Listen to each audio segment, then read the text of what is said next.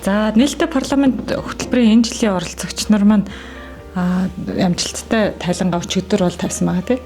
Тэгээд та энэ хөтөлбөрт хамрагдаад олон оюутнуудаас шалгараад тэгээд миний ажлын албанд хуваарлагдаад бүтэн сар маш хичээнгүй сайн ажлаа дүгнүүлсэнд талархал илэрхийлье. Ингээд 4 дүүгээсээ хувьд нь яг энэ хөтөлбөртэй холбоотой асуултыг асууя.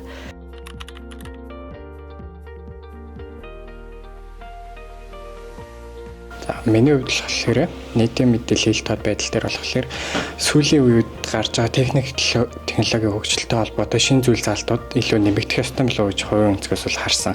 Энэ яагаад вэ гэхээр дэлхийд даяарч олон шинэ технологи нэвтэрсэнтэй улбаатай гэж хувийн өнцгөөс бол харж байгаа. Цаашлаад ч гэсэндээ ер нь хэмэл оюун ухааны ер нь илүү дараагийн төвшөнд гарсан шинжилгүүд гарч ирэх учраас ямар мэдээллийг ил тод байлгах вэ? Ямар мэдээллийг нууцлалтай байлгах вэ гэдэг дээр бас илүү түлхүү анхаарах ёстой болов уу гэж харж байгаа.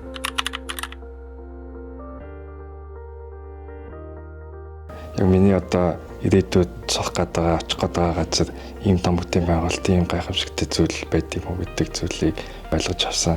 Одоо энэ хөтөлбөрийн хугацаанд ойлгосон зүйл нь болохоор хууль ил тод байдлын бүх зүйлүүд ер нь бол яг харах юм бол бүгд нээлттэй боломжтой байд юм байлээ. Зөвхөн уул уурхайн салбарын тухай мэдээлэл одоо нийгэм ард иргэдэд арай илүү тотмог байдгаас тийм зүйлүүд үүсдэг юм байна гэдэг зүйлийг ойлгосон.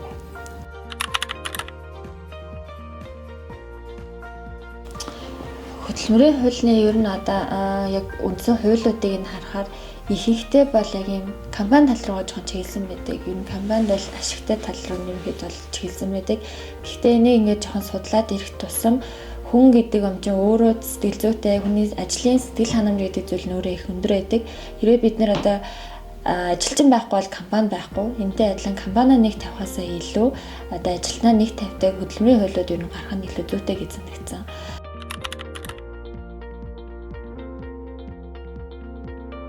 2010 оноос хойш юу яригдж байгаа тийм төсөл байгаа да. Тэнгүүд яг хуу хот төлөлтөөр бүх мэрэгжлийн хүмүүстэй холбогдох ёстой одоо барилгын инженер, газрын инженер, ус судлал, байгалийн ухаан гэдэг бүгдэнд хамтарч явах ёстой. Тэнгүүд тэдний ингээд гаргасан тайлан дээр нь бид нэр үндэслээд яг энэ дээр тохиромжтой юу, тохиромжгүй гэдэг дээр нь бол яригдана. Тэнгүүд бас нэг босод оршин суугчид дээр бас яригдана. Одоо туулын урдны зам дээр төлөлтөөр болохоор хүний 5 дуух эрүүл байх үндсэн эрхүүд манай гараар дээр нь тэднийг хангахын тулд бас цуг явах хэрэгтэй.